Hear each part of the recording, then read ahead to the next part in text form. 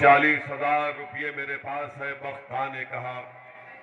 बख्त खान ने दिल्ली में पूरी फौज का इंतजाम किया और बहादुर शाह जफर के गिरफ्तारी के बाद वो लखनऊ गए और मुख्तलिफ मुकामात पर अंग्रेजों से मुकाबला किया, जिहाद किया और आखिरकार यहाँ से निकलकर स्वात के इलाके में गए जो अब मौजूदा पाकिस्तान में है। वहां पर इनका इंतकाल हुआ। मेरे अजीज दोस्तों और बुजुर्गों, मेरी खुशकिस्मती है कि मुझे अल्लाह ने दोबारा बिजनौर की सरजमीन को आने का मौका दिया। यहाँ पर इलाही बख्श को भी याद करना बेहद जरूरी है। इसलिए याद करना जरूरी है कि वो इलाही बख्श है जिसने अंग्रेजों की फौज में हिस्सा नहीं लिया।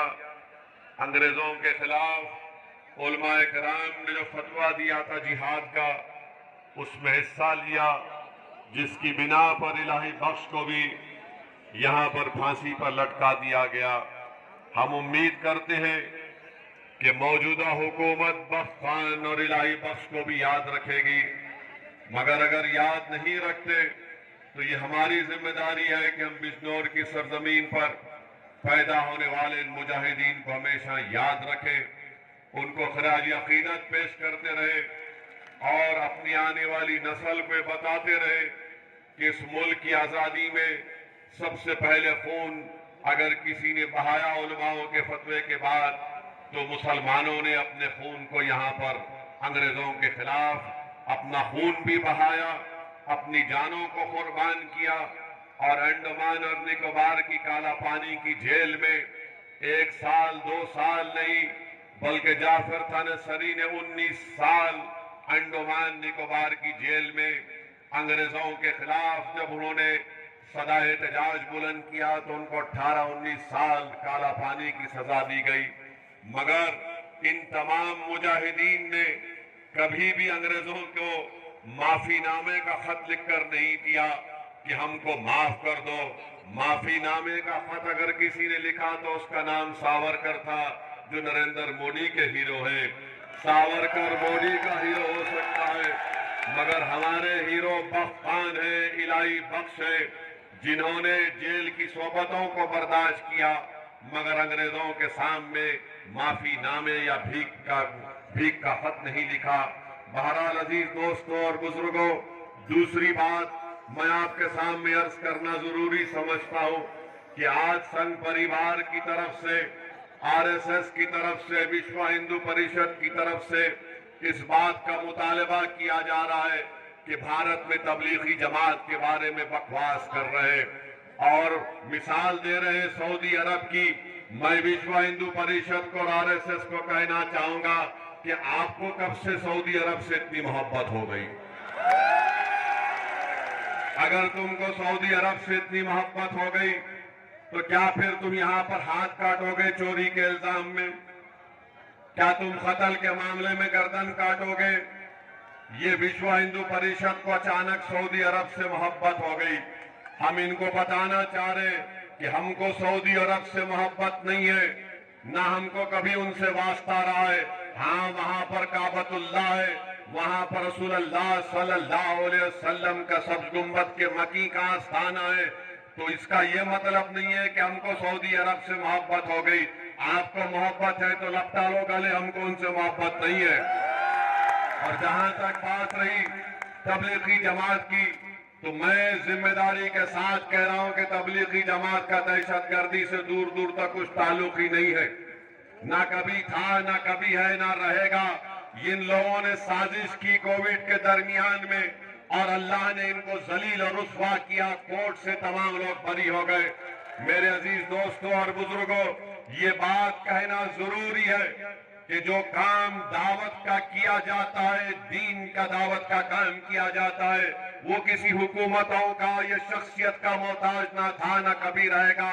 अल्लाह के दीन का पैगाम अगर आप नहीं करेंगे तो अल्लाह किसी और कौम को पैदा करेगा और अल्लाह उनसे अपना काम लेने वाला है।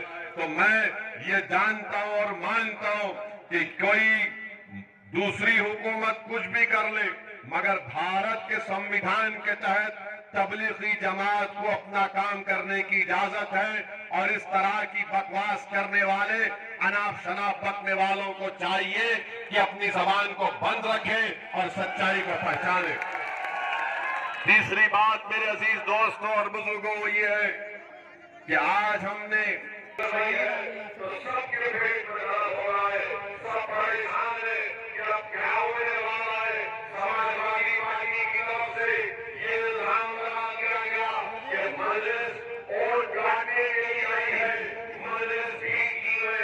हम समाजवादी पार्टी के जिम्मेदारों से पूछना चाहे, बताओ अगर मुसलमानों की रियासत बनाने का काम और इरादा और नीयत मजलिस बढ़ती है तो इसमें सबको तकलीफ क्यों हो रही है? क्या उत्तर प्रदेश का यादव अखिलेश यादव को अपना नेता नहीं मानता? हर बरादरी हर जात ने उत्तर प्रदेश के अपने अपने सियासी लीडर को बनाया या अपनी सियासी रियासत को बनाया या अपना नेता बनाया और उनसे इंसाफ भी किया जाता है। उत्तर प्रदेश के मुस्लिम अक़लियत को असदुद्दीन ओवैसी मजलिस के जलसे से पैगाम देता है कि आप उत्तर प्रदेश से 8-9% नहीं है, 11% नहीं है, आप उत्तर प्रदेश में 19% है। आपको अपनी सियासी रियासत बनाना है, आपको अपने नुमाइंदों को वोट से कामयाब करना है। अगर आप ये काम करेंगे तो याद रखिए इंशाअल्लाह ताला हमारे आने वाली नस्ल आपको सलाम करेगी, आपका शुक्रिया अदा करेगी। वरना याद रखिए, वरना एक बात को नहीं कर लीजिए कि भारत में अगर मुसलमानों को अपना जायज मुकाम हासिल करना है, भारत में अगर मुसलमानों को अपनी नाइंसाफी के शिकार करके उस नाइंसाफी को खत्म करना है, भारत में अगर मुसलमानों को अपना हक बनना है, हक मिलना चाहिए, अगर आपको अपना हिस्सेदारी की शिकायत है कि आपको अपना हिस्सा मिलना चाहिए, नौजवानों को ये शिकायत है कि मुझे रिजर्वेशन मिलना चाहिए, अगर किसी मुस्लिम बाप को उसकी मां को शिकायत है कि मुझे अपनी औलाद को पढ़ाने के लिए पैसे चाहिए, तो याद रखो ये उसी वक्त की होगा जब आप एक सियासी रियासत को बनाएंगे, आप अपनी ताकत का मुजाहरा करेंगे। याद रखिए जिसके पास ताकत होगी उसी के सामने लोग आकर झुकते हैं, जिसके पास ताकत नहीं होगी दुनिया उसकी परवाह नहीं करती। हाँ ये बिल्कुल सही है कि हमारे इस इतिहास के सफर को रोकने के लिए उत्तर प्रदेश के मुसलमानों ने जो एक बेदारी पैदा की है कि अब जब सब समाज को देखकर ये फैसला कर लिए कि हमको अपनी रियासत को बनाना है तो हमारे ही लोगों से लोग खड़ा किए जाए। दोस्तों और दोस्तों आप देखते ये असेंबली और विधानसभा के चुनाव आ रहे हैं और समाजवादी पार्टी की तरफ से मुशायरे किए जा रहे हैं, समाजवादी पार्टी की तरफ से मुशायरे किए जा रहे हैं और वही समाजवादी पार्टी मुशायरा करके हिंदू मुस्लिम इतिहाद की बात करती है। बादशाह को बुला लेंगे, बेचारा शायर कलाम करता है और मुसलमान तो मासूम वाह वाह वाह वाह वाह वाह कर दिया, घर चले जाते। कितनी वाह वाह करेंगे, कितनी वाह वाह करेंगे, बताओ तुम भी अपनी जबान से कई साल से वाह वाह कर रहे हैं, मगर वो वाह वाह आहों में बदली रही हमारे बाप के मुस्तकबिल के लिए। तुमने मुशायरों में शिरकत करके एक शायर का कलाम पर वाह वाह किया, मगर बताओ जो बर्बादी हमारे घर है, हमारे अतराफ हो रही है, उसका कौन उसका इजारा करेगा? मेरे अजीज दोस्तों और बुजुर्गों यही समाजवादी पार्टी है। अगर मुसलमानों से मिलेगी तो बोलेगी भाईचारा, भाईचारा